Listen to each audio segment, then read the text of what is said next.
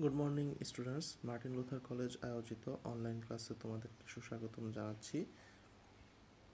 Last ক্লাসে আমরা ভাইরাসের সংখ্যা বৃদ্ধির দুইটা প্রক্রিয়া শিখেছিলাম। একটি হচ্ছে লাইটিক সাইকেল, আরেকটি হচ্ছে লাইসোজেনিক সাইকেল। প্রক্রিয়াগতভাবেই দুইটাতে কিছু প্রাথমিক পার্থক্য রয়েছিল।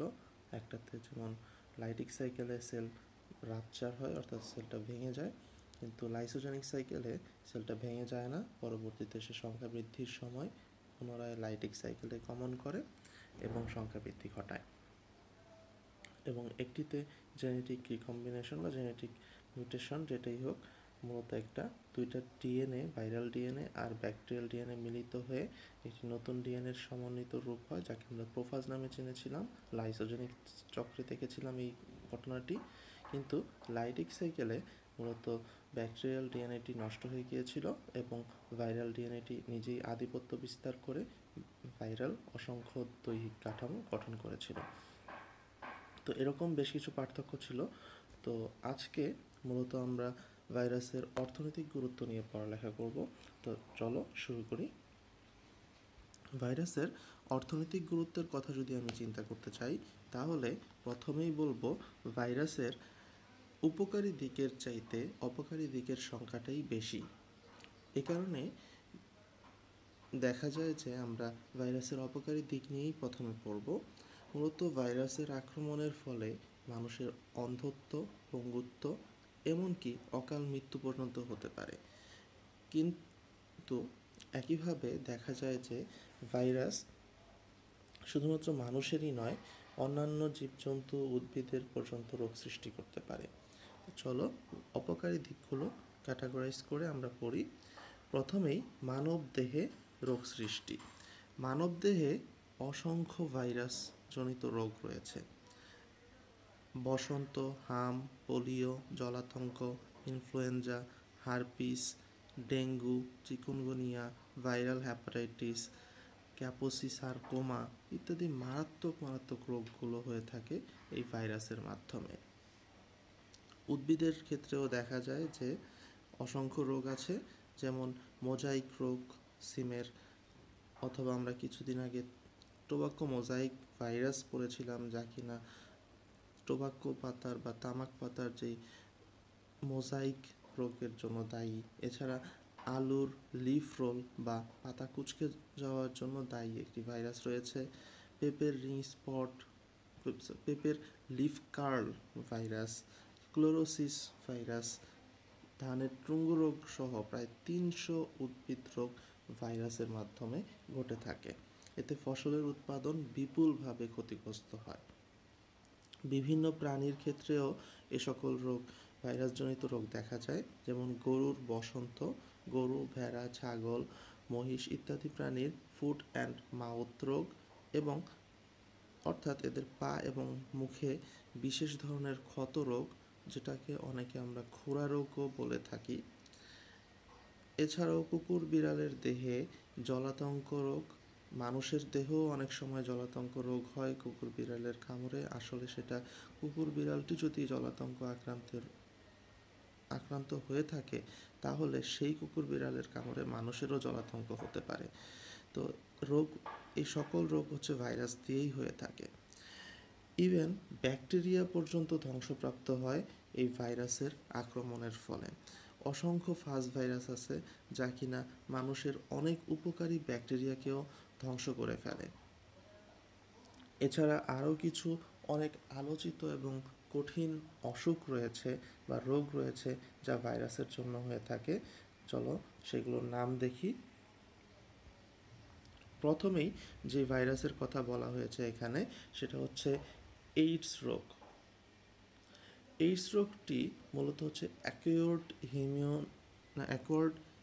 অ্যাকোয়ার্ড মানে অর্জিত, ইমিউন বা রোগ প্রতিরোধ ক্ষমতা, ডেফিসিয়েন্সি মানে হচ্ছে হ্রাস, সিনড্রোম মানে অবস্থা, এবং ভিতে হচ্ছে ভাইরাস।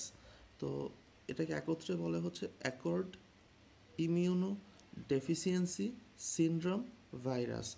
অর্থাৎ এটা মূলত হচ্ছে রোগ প্রতিরোধ ক্ষমতাটাকে ডেফিসিয়েন্সি করে বা হ্রাস করে দেয়। এই ভাইরাসটির নাম হচ্ছে HIV, অর্থাৎ হিউম্যান ইমিউন ভাইরাস। তো এটি মূলত একটি খুবই মারাত্মক বা দুরারোগ্য, যেটা আর সুস্থ হয় কোনো চান্স নাই, এই ধরনের একটি রোগ, এইডস রোগের জন্য দায়ী এই ভাইরাসটি। এই রোগ হলে মূলত টি সেল লিম্ফোসাইটটি নষ্ট হয়ে যায় এবং রোগ প্রতিরোধ ক্ষমতা মানুষের শরীরে একেবারেই থাকে না এবং রোগীর অকাল মৃত্যু অবধারিত। বাংলাদেশে ক্রমেই এইডস রোগীর সংখ্যা এবং এই রোগে মৃতের সংখ্যাও বাড়ছে। বর্তমান বিশ্বে প্রায় এইডস রোগীর সংখ্যা 5 কোটির মতো। এরপরে ইবোলা ভাইরাস মূলত হচ্ছে একসূত্রক আরএনএ দ্বারা গঠিত। আফ্রিকার জায়ার অঞ্চলে এই ইবোলা ভাইরাসের মহামারী দেখা যায় প্রথম, এবং ইবোলা ভাইরাসের আক্রমণে দেহের কোষ ফেটে যায়। এটি একটি মারাত্মক মারণ ভাইরাস। মূলত এটি আক্রান্ত হয়ে সর্বপ্রথম 1976 সালে আফ্রিকার কঙ্গোয় ইবোলা নদীর তীরে প্রথম এক কৃষক মারা যায় এবং সেখান থেকে এই ভাইরাসটি প্রথম আবিষ্কৃত হয় এবং নামকরণ করা হয়। উক্ত রোগী মারা গিয়েছিল মূলত হচ্ছে যে সকল সিমটম নিয়ে, সেটা হচ্ছে চোখ, নাক এবং গলায় প্রচণ্ড পরিমাণে তার রক্তক্ষরণ চলছিল এবং আক্রান্ত হওয়ার দেখা যায় যে উক্ত নদীর নামানুসারে এই ভাইরাসের নামকরণ করা হয়েছিল। তখন স্পর্শের মাধ্যমে নতুন ব্যক্তি আক্রান্ত হওয়ার লক্ষণ দেখা গিয়েছিল এবং আক্রান্ত হওয়ার 2 থেকে প্রায় 21 দিনের মধ্যে রোগীতে লক্ষণ প্রকাশ পায়। তাই এটি একটি খুবই মহামারী, যেহেতু একটা স্পর্শের মাধ্যমে ছড়াচ্ছিল। এবং 1914 সালের শেষে বা 15 সালের প্রথম দিকে পশ্চিম আফ্রিকায় গিনি এবং সিয়েরা লিওন, লাইবেরিয়া এবং তৎসংলগ্ন এলাকায় মহামারী আকারে ইবোলা ছড়িয়ে পড়ে এবং 250 স্বাস্থ্যকর্মী সহ প্রায় 11,000 লোক সেই জায়গায় মারা যায়। এর ব্যবস্থাপনায় ওয়ার্ল্ড হেলথ অর্গানাইজেশন সম্পূর্ণভাবেই ব্যর্থ হয়েছিল। এরপরে আসি জিকা ভাইরাস মূলত একটি ফ্ল্যাভি ভাইরাস। এটি ফ্ল্যাভিভিরিডি গোত্রের একটি আরএনএ ভাইরাস, যা কিনা 1952 সালে প্রথম বানরের রক্তে পাওয়া যায়। এর পরবর্তীতে 1954 সালে নাইজেরিয়ায় মানুষের দেহ থেকে এক্সট্রাক্ট করা হয় বা পৃথক করা হয়, অর্থাৎ মানুষের দেহেও এটা পাওয়া যায়। 1947 সালে প্রথম দেখা যায় যে উগান্ডায় জিকা ফরেস্ট এ বসবাসকারী রেসাস বানরের দেহে এই ভাইরাস প্রথম ধরা পড়ে এবং উগান্ডায় জিকা অর্থ হচ্ছে ওভারগ্রোন, অর্থাৎ অতিরিক্ত বৃদ্ধি। বর্তমানে এডিস অ্যাজিপ্টি এবং এডিস অ্যালবোপিক্টাস দুইটাই এডিস মশার প্রজাতি। এই প্রজাতির মশাগুলোতে, অর্থাৎ এই 2 প্রজাতির এডিস মশাতে মশকির দেহে এই ভাইরাস সম্প্রতি ব্রাজিল সহ লাতিন আমেরিকার কয়েকটি দেশে ব্যাপকভাবে রয়েছে। এতে মৃত্যুর হার কম, কারণ এটি দ্বারা সাধারণত হচ্ছে মস্তিষ্ক, হৃৎপিণ্ড, ফুসফুস, লিভার, কিডনি আক্রান্ত হয় না, অর্থাৎ মেজর যেই অর্গান সেটা আক্রান্ত হয় না। এটি কোনো ছোঁয়াচে রোগও নয়। মূলত জিকাবাহী যেই মশকি সেটা উড়ে এক দেশ থেকে পার্শ্ববর্তী দেশে চলে যেতে পারে, তাই এটি সাধারণত একটি দুশ্চিন্তার কারণ হয়ে দাঁড়িয়েছে। এবং প্রতিরোধ এটা ডেঙ্গুর মতোই, অর্থাৎ ডেঙ্গু রোগ হলে আমরা যেরকম লিকুইড জাতীয় খাবার বেশি খেতে বলি, অনেক সময় ব্লাড সেল ড্যামেজ হয়, সেক্ষেত্রে আমরা বিশেষ কিছু ওষুধ সেবন করতে বলা হয় ডাক্তারের মাধ্যমে। এবং এই ভাইরাসের আক্রমণে শরীরে সামান্য হচ্ছে জ্বর, র্যাশ এবং গর্ভবতী নারীদের ক্ষেত্রে এটা সংক্রমিত হলে নবজাতক যেই শিশু সে কিন্তু অপেক্ষাকৃত ছোট, তার অপরিণত যে মস্তিষ্ক সেটা আক্রান্ত হতে পারে।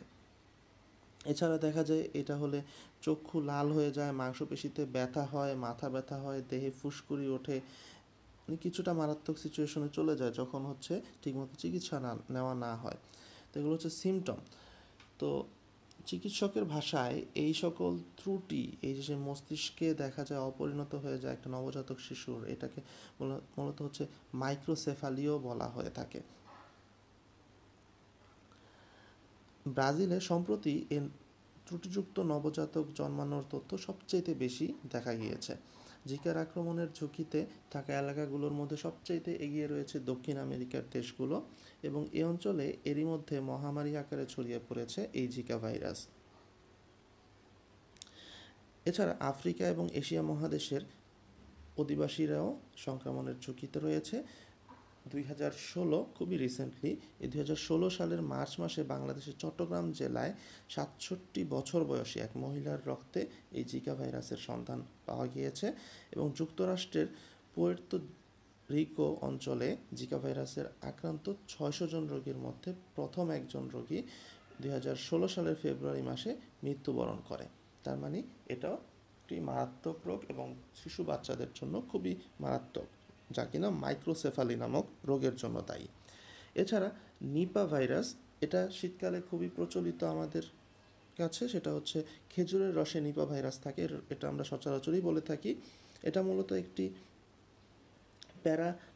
প্যারামিক্সোভিরিডি পরিবারভুক্ত একটি আরএনএ ভাইরাস, যার গণ নাম হচ্ছে হেনিপ্যাভিরাস।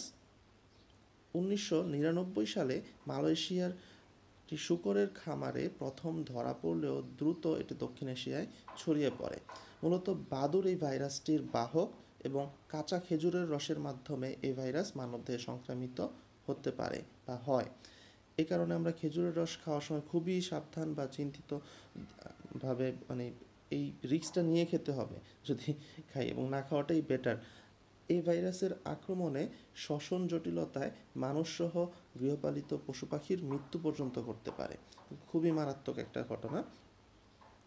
সো নিপা ভাইরাস থেকে সাবধান হওয়ার জন্য প্রথম এবং প্রধান যেই পদক্ষেপ, সেটা হচ্ছে খেজুরের রসটা যতটুকু পারবো আমরা পরিহার করব, কাঁচা খেজুরের রস খাওয়া যাবে না। এছাড়া এর পরবর্তীতে রয়েছে সার্স ভাইরাস। সার্স ভাইরাস মূলত হচ্ছে severe acute respiratory syndrome virus. এর কারণে মূলত চীন, তাইওয়ান, কানাডা প্রভৃতি দেশে বহু লোকের মৃত্যু হয়েছে। সার্স ভাইরাসের মতনই মার্স আরেকটি virus, MERS, MERS virus. MERS virus মানে হচ্ছে মিডল ইস্ট রেসপাইরেটরি সিনড্রোম, ভাইরাসটিও একটি মারাত্মক ভাইরাস। এছাড়া বার্ড ফ্লু আরেকটি ভাইরাসজনিত রোগ।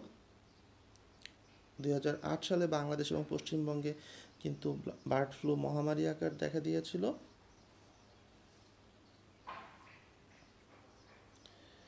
তো এই যেই বার্ড ফ্লু, এটি মূলত হচ্ছে অ্যাভিয়ান ইনফ্লুয়েঞ্জা H5N1 একটি প্রকরণ, এর মাধ্যমে হয়ে থাকে। ভাইরাসে দেখা যায় যে প্রতি বছরই হাজার হাজার মুরগি এই রোগে আক্রান্ত হয়ে মারা যায়। ভাইরাসের আক্রমণে মূলত হাঁস মুরগি ফ্লু নামক মারাত্মক রোগের সৃষ্টি করে, এবং পোলট্রি শিল্প একেবারেই ধ্বংসপ্রাপ্ত হওয়ার মতো সিচুয়েশন। এছাড়া সোয়াইন ফ্লু, SIV বা সোয়াইন ইনফ্লুয়েঞ্জা ভাইরাস, এটা 2009 সালের এপ্রিল মাসে প্রথম শনাক্ত করা হয়।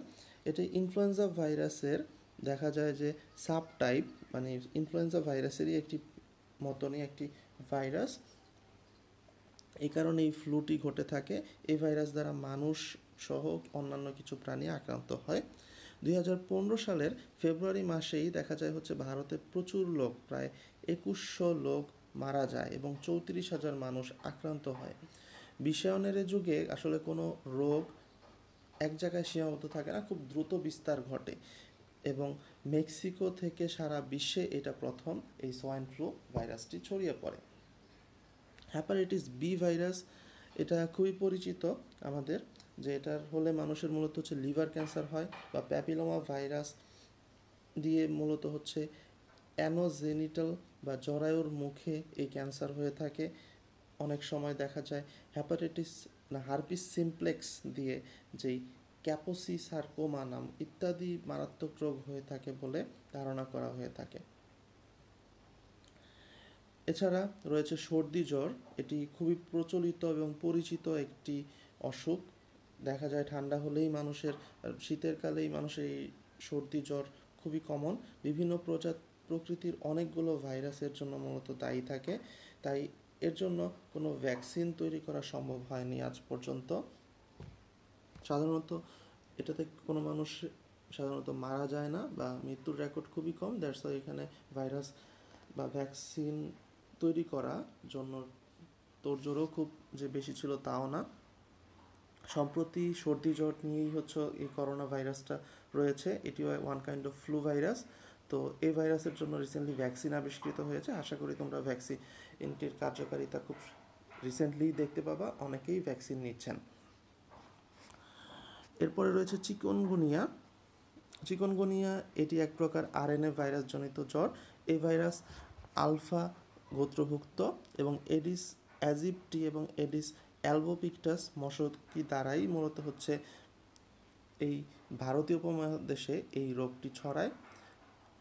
তার মানে আমরা দেখতে পেলাম এডিস মশা দিয়েই কিন্তু শুধুমাত্র ডেঙ্গু জ্বরই ছড়ায় না, চিকুনগুনিয়া, জিকা ভাইরাস দুইটাই কিন্তু এডিস মশা দিয়েই ছড়ায়। এবং এডিস মশার কিন্তু দুইটা প্রজাতির নাম জানলাম, একটি হচ্ছে এডিস অ্যাজিপ্টি আর একটি হচ্ছে এডিস অ্যালবোপিক্টাস। তো চিকুনগুনিয়া নিয়ে বলছিলাম, এটি প্রথম আবিষ্কৃত হয় 1952 সালে আফ্রিকার তানজানিয়ায় এবং 2008 সালে বাংলাদেশে প্রথম এই রোগ ধরা পড়ে। 2017 সালের এপ্রিলের মে মাসে বাংলাদেশে চিকুনগুনিয়া ভাইরাসের ব্যাপক বিস্তার লক্ষ্য করা যায়। এ রোগে সাধারণত উচ্চ জ্বর, জয়েন্টে জয়েন্টে ব্যথা, শরীরে র্যাশ ওঠা, মাথা ব্যথা, দুর্বলতা ইত্যাদি লক্ষণ দেখা যায়। তো অনেকের জ্বর কমে গেলেও ব্যথা প্রায় 3-4 মাস পর্যন্ত স্থায়ী হয়। হিউম্যান হার্পিস ভাইরাস নামেও আরও কিছু ভাইরাস রয়েছে যা কিনা মানুষের জন্য খুবই ক্ষতিকর। তো আমরা দেখলাম যে অসংখ্য ভাইরাসজনিত রোগ মানুষ সহ অন্যান্য জীবজন্তু ইভেন উদ্ভিদেরও হয়ে থাকে। তো মূলত অপকারী দিকটা বেশি থাকার জন্যই অর্থনৈতিকভাবে এটা ক্ষতিকর ভাইরাস,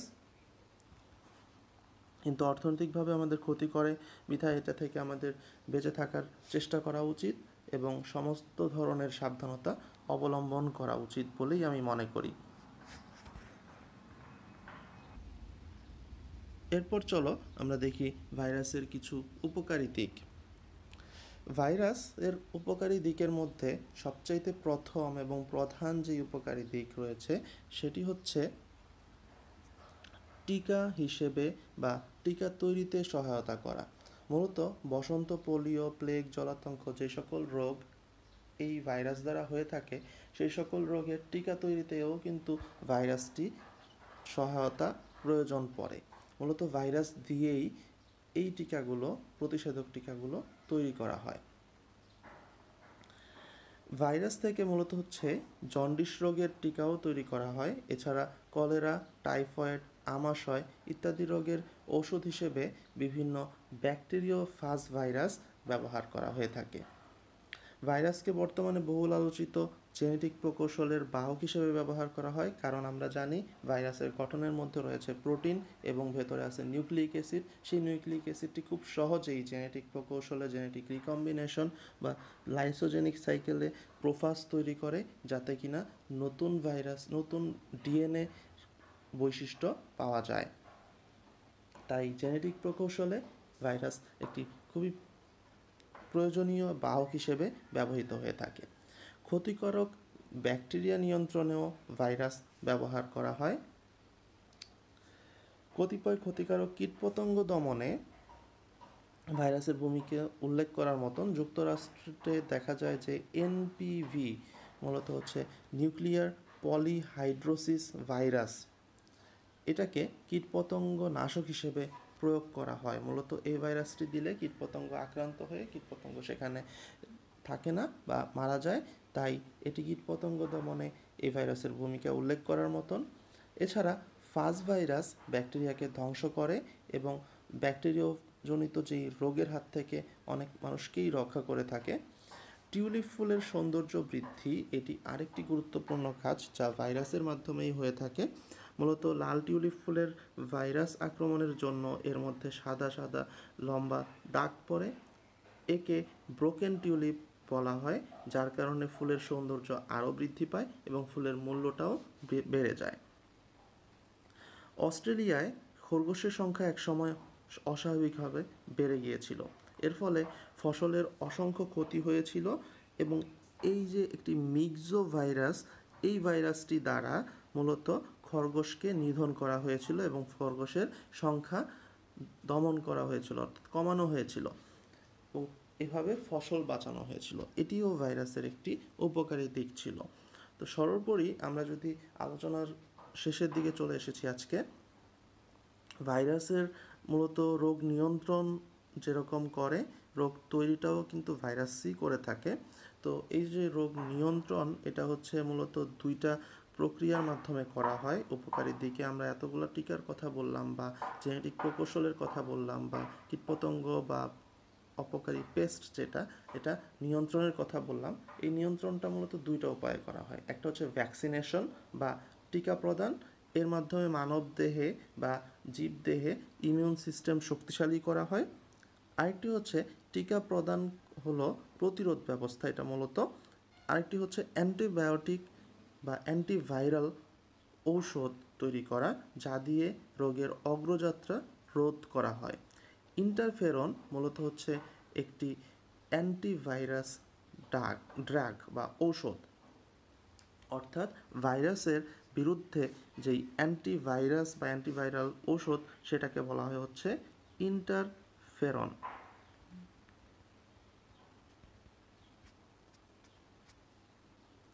অনেক উদ্ভিদও দেখা যায় এই অ্যান্টিভাইরাল উপাদান রয়েছে। ইন্টারফেরন মূলত হচ্ছে ভাইরাসকে নিষ্ক্রিয় করে ফেলে। ভাইরাস দেহে সাধারণত কোনো মেটাবলিজমের ব্যবস্থা নেই, তাই অ্যান্টিবায়োটিক দিয়ে এটা একেবারে প্রতিরোধ করা যায় না। এটা মূলত হচ্ছে ভাইরাল যেই এনজাইম, সেটা এনজাইমটাকে অ্যান্টিভাইরাল ঔষধ হিসেবে ব্যবহার করা শুরু হয়েছে। মানে কিছু কিছু ভাইরাল এনজাইমকে দেখা যায় যে অ্যান্টিভাইরাল ঔষধ হিসেবে ব্যবহার করা হয়।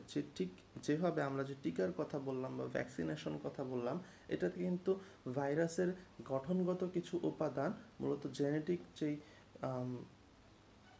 পার্ট, যেটাকে বলে ডিএনএ বা আরএনএ, ওই পার্টটা ছাড়া যে প্রোটিন আবরণ, শুধুমাত্র প্রোটিন আবরণটা কিন্তু ইনপুট করা হয়। এর ফলে ভাইরাস কিন্তু সে চাইলেও সংখ্যা বৃদ্ধি করতে পারে না, কারণ তার প্রোটিন আবরণ ছাড়া ভেতরে যে নিউক্লিক অ্যাসিড, সেটা থাকে না টিকার মধ্যে। এবং তখন সেই প্রোটিন আবরণটা যে মানুষের শরীরে অ্যান্টিজেনের উদ্রেক তৈরি করে বা অ্যান্টিজেন আছে সেটা বোঝার ইমিউন সিস্টেমকে একটা সুযোগ করে দেয়। ইমিউন সিস্টেম তখন খুব সহজেই তার বিরুদ্ধে অ্যান্টিবডি তৈরি করে ফেলে। তো এভাবেই আসলে টিকা বা প্রতিরোধ ব্যবস্থাটা করা হয়। তো এই হচ্ছে ভাইরাসের অপকারী দিক। আশা করি আজকের ক্লাসটি বুঝতে পেরেছ। যদি কোনো কোয়েশ্চেন থেকে থাকে আমাকে অবশ্যই কোয়েশ্চেন করবে,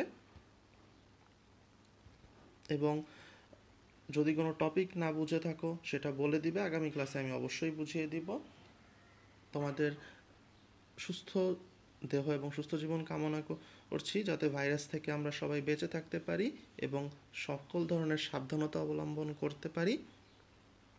আগামী ক্লাসে অবশ্যই আমাদের দেখা হবে। যারা ক্লাসটি করেছ তারা অবশ্যই নাম রোল লিখতে ভুল করবে না, কমেন্ট বক্সে নাম রোল লিখবে। সবাইকে অসংখ্য ধন্যবাদ জানিয়ে আজকের ক্লাস এখানেই শেষ করছি।